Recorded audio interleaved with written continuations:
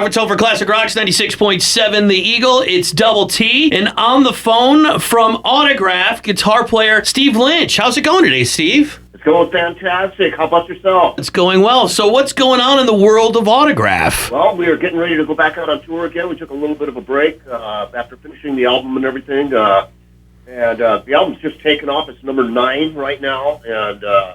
And it may even go up again this week, but it's been charting really well. So we're really happy about that. And so we go on, we go to California, Wisconsin, Iowa, kind of bouncing all over the place. We're going on the Monsters of Rock cruise. They're already booking us through next fall right now. So looks like we're going to have a very busy year. Looks like we may be going to back to England, Germany, and Japan as well this year, as well as Scandinavia. So we're excited about it. I got to feel bad for you. You're booked on the Monsters of Rock cruise. That's just got to suck. Yeah. I think our 4th one now.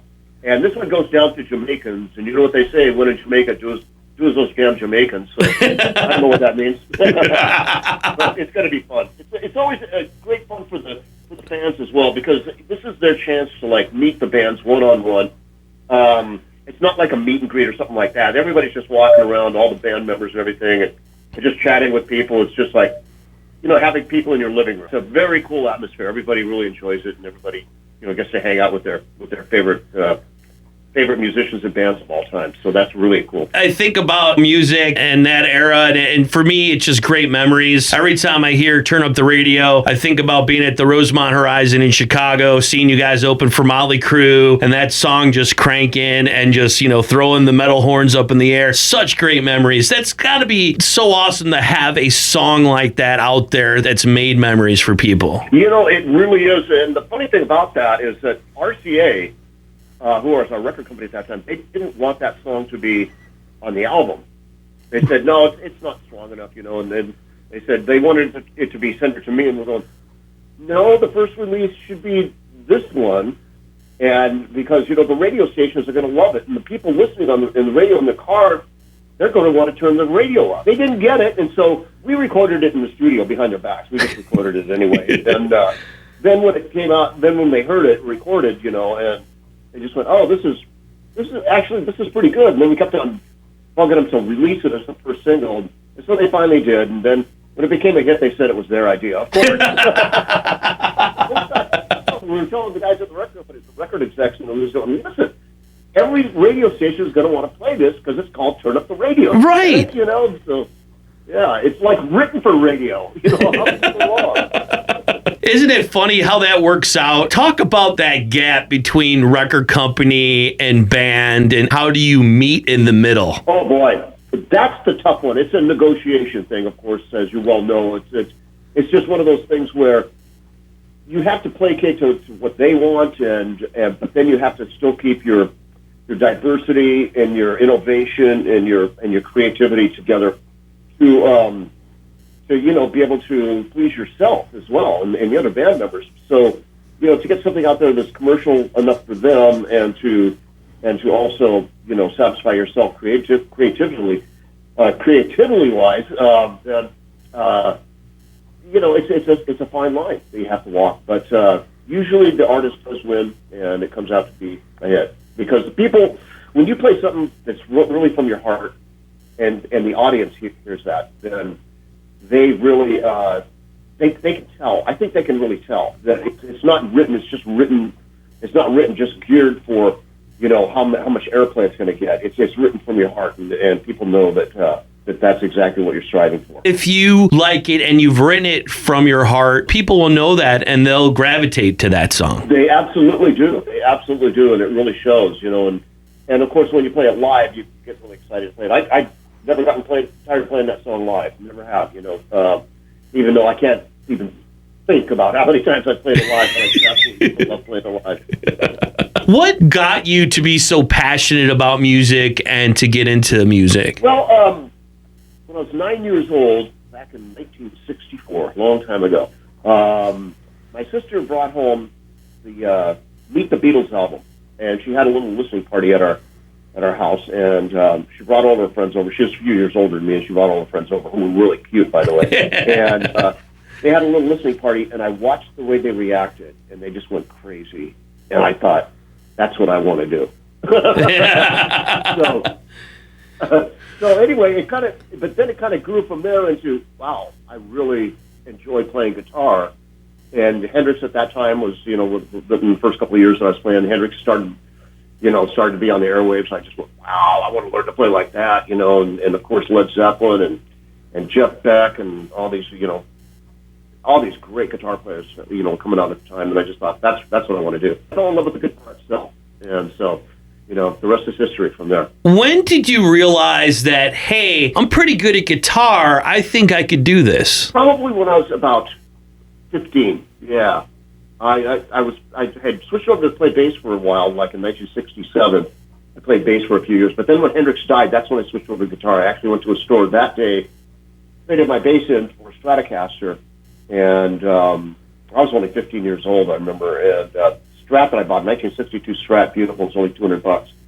And I just thought, you know what, this is the only thing I want to do in my life. I don't want to do anything else. And I quit school. I was in the 8th grade and I quit and I never went back. And I just played guitar. That was it. Guitar's been your life ever since. Ever since, that's right. Talk about your playing style and what you're known for. Well, what I'm known for is like the two-handed guitar technique. It's something that Eddie Van Halen also brought to the forefront when their first album came out and it had Eruption on it.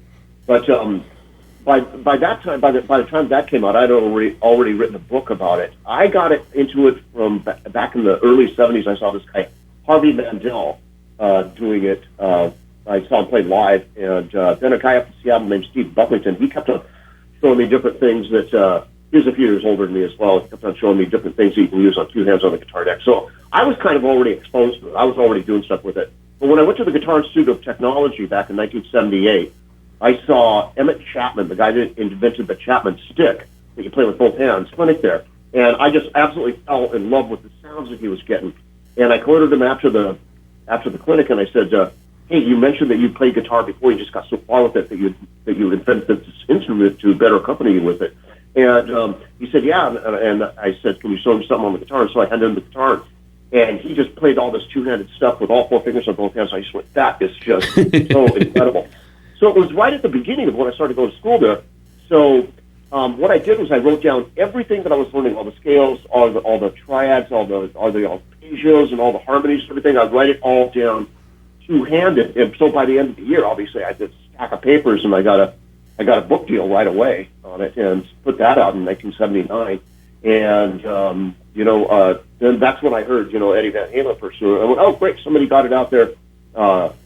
To kind of break open the door, But my technique was quite a bit different from his, though. I went back and watched some of the YouTube videos. It's, to me, to this day, that still amazes me, that style of playing. Yeah, it's a little bit different. You have to concentrate on two hands at the same time. When you're just playing regular guitar, you just concentrate on your pick and then what your left hand is doing. But when you're having to look at the neck and different places on the neck, and your hands are doing two different things, and it's quite a bit more difficult. A lot of people that try it, they just go, no, I don't even want to follow.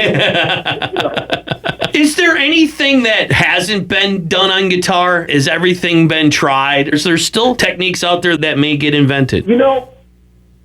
I can say everything's been tried, but, I still, people are still coming up with new things. Like, there was this one guy that those Gibson ES 375s that have a space between the tailpiece and the bridge, and he put little straws on that spot back there, and he used his fingers while he was picking with one finger. He'd use his other fingers to bend the strings back behind that, and it sounded incredible. And he was this guy from Australia, the Peter guy from Australia, and my God, it was just so. It didn't sound like guitar. It was just so melodic and so.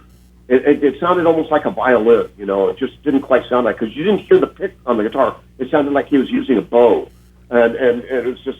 It was just incredible, But then I've seen this guy play a fretless guitar, and that just sounds incredible too. How often are you working on music? Are you working on new tunes all the time, or do you set aside special times? No, I'm working on it all the time. Basically, it's always a work in progress, because there's things every day that remind me of like a good title for a song. Like when we came up with the title for the.